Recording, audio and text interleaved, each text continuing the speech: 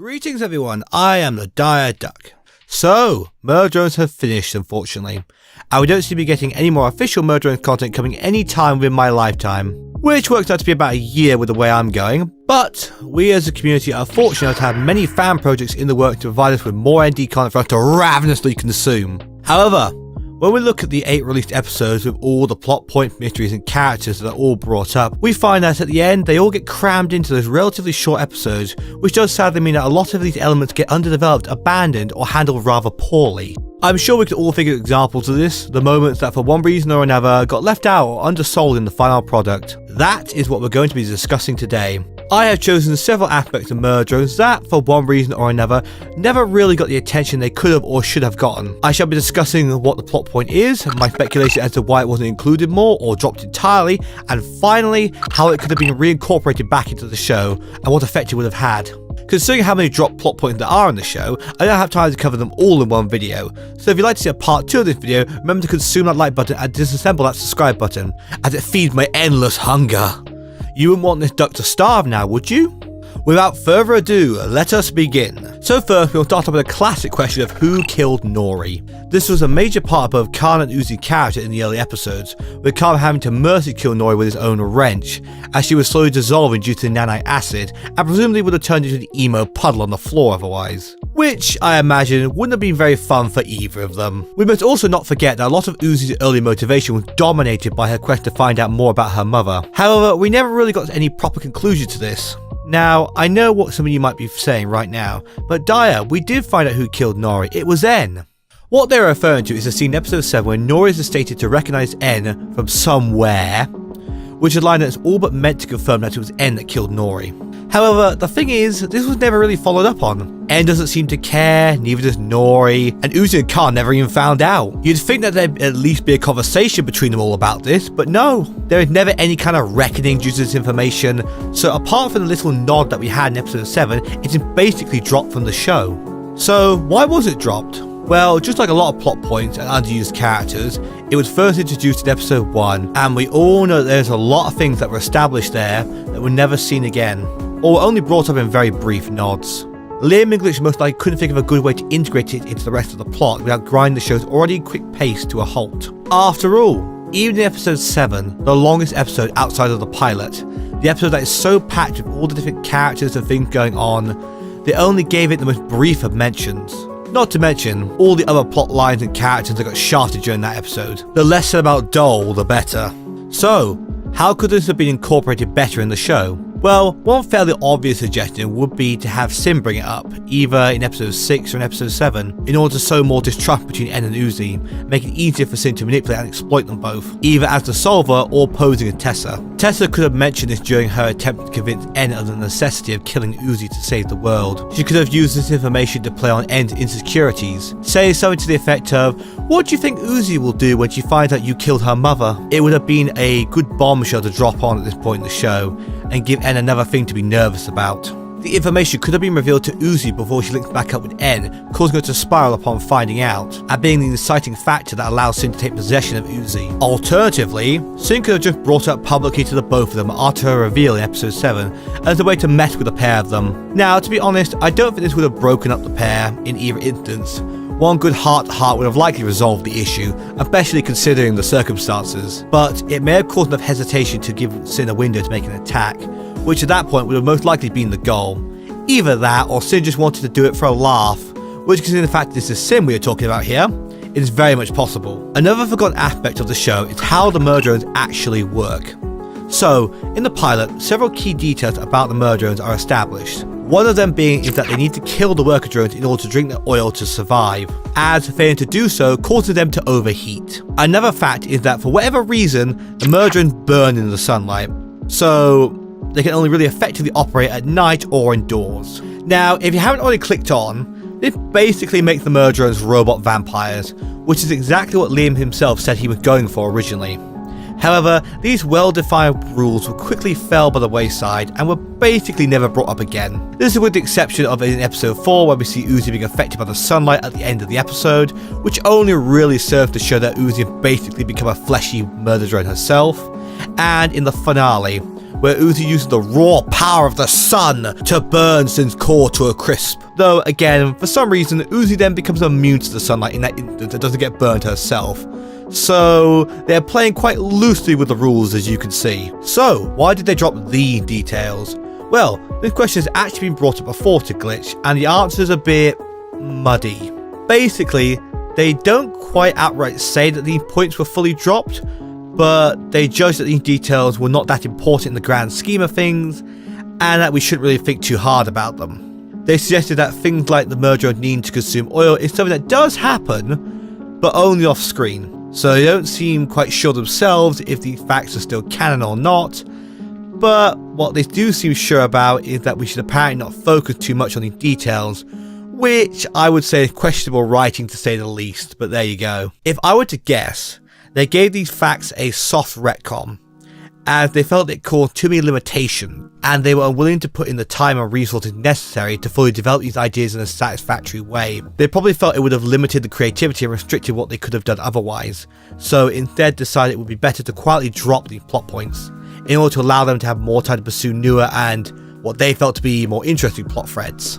As we must all remember that these details were both established in the show's pilot, which of course, as we know, not everything that comes from a show's pilot ends up being used in the actual series. Though they did end up making the show's pilot the official episode 1, which kind of defeats the point of the pilot, but hey. So, how could they have re-implemented these details? Well, the show itself can't really decide if these facts are canon or not, but if we were to first look at the need to consume oil first, this really should have been a constant factor causing friction between the murderers and the rest of the cast, as they would need to constantly feed on someone to stay alive. Characters like Uzi, Khan and Fad should have really been more wary of this, with it being something that the murderers would have to overcome or find a solution to in order to fully earn everyone's trust. But as mentioned earlier, they most likely didn't want to commit the time needed to properly explore this aspect. The only real hint of this that we get is right at the end of episode 2. As for the sunlight, it could have been incorporated into the show more by displaying it more as a threat. The show got around this issue by having the events of each episode either take place indoors or at the dead of night, but this could have been changed. Like, what if during the Solver Uzi fight, or the final showdown in episode 8, you had the sun slowly rise, creating what would essentially be a creeping wall of death, that the cast would need to avoid, use against their opponent, or seek shelter from. It would have been an interesting way to spice up some of the fights within the show, and add some much needed building tension. Alternatively, in some of the indoor encounters, it could transpire that holes get blown in the ceiling, letting rays of sunlight shine in, that then Uzi and the gang would have to watch out for. While admittedly most of the indoor fights occur in locations where this wouldn't really be feasible, it is still something interesting to consider.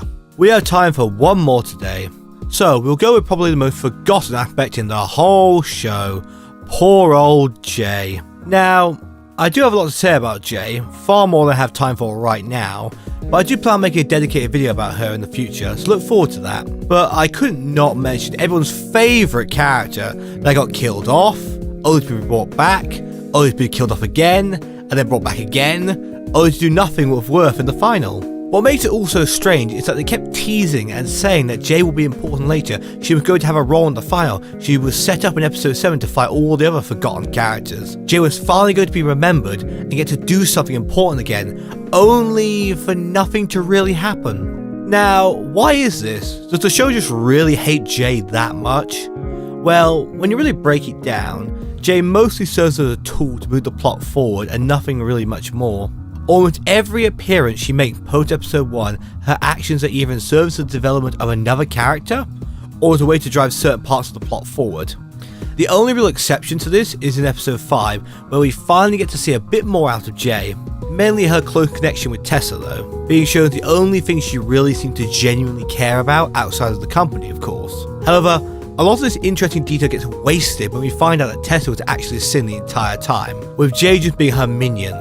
Despite the fact that, with everything we know about Jay, she really shouldn't be willing to work with Sin at all. Considering the fact that she destroyed Earth, all the corporations along with it, and killed Tessa and wore like a little skin suit.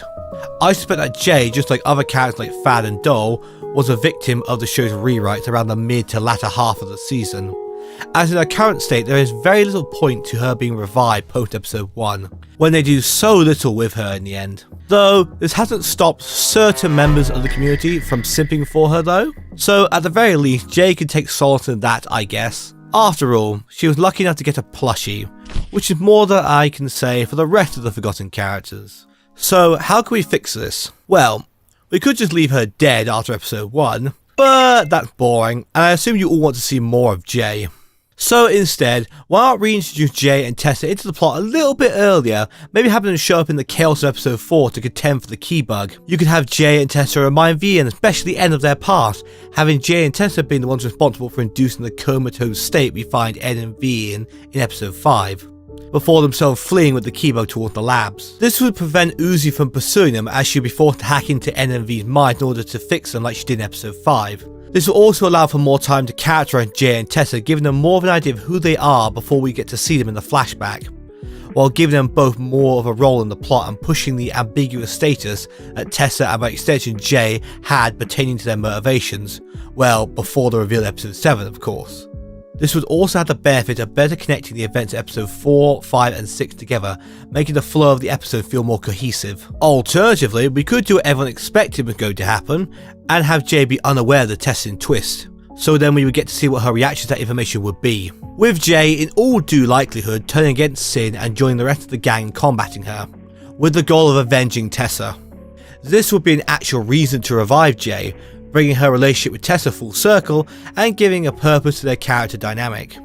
With Jay being extremely inconsequential on Sin's team as it stands, it wouldn't change much of the events of the final to have Jay switch sides instead. It could even serve to hype up Sin a bit more, showing that the efforts of the entire cast is required to beat her. As in the actual episode, Sin went down quite easily when you really think about it, so this would at least make her seem a bit more threatening. Now, I know there are some flaws in some of the suggestions I propose, but they're only to really give an idea in some of the ways that these plot points could have been incorporated into the show. After all, these are all interesting pieces of Murder and lore that sadly we didn't get to see more of in the actual show. With that, we have come to the end. I am well aware that there are many more overlooked and forgotten aspects of Murderons, such as Doll's Revenge Quest, JC Jensen, the Worker Drone Colony, and so on and so forth. But as I said, if this video does well, I'll make this into a little mini-series, as there's still a lot we can cover. So, if you want to see that, then remember to like and subscribe and do all the other algorithm positive stuff that every other YouTuber tells you to do. I would really appreciate it. Also, check out my other videos. Some of them are even good, I think. Regardless, I hope to see you all very soon. Bye bye.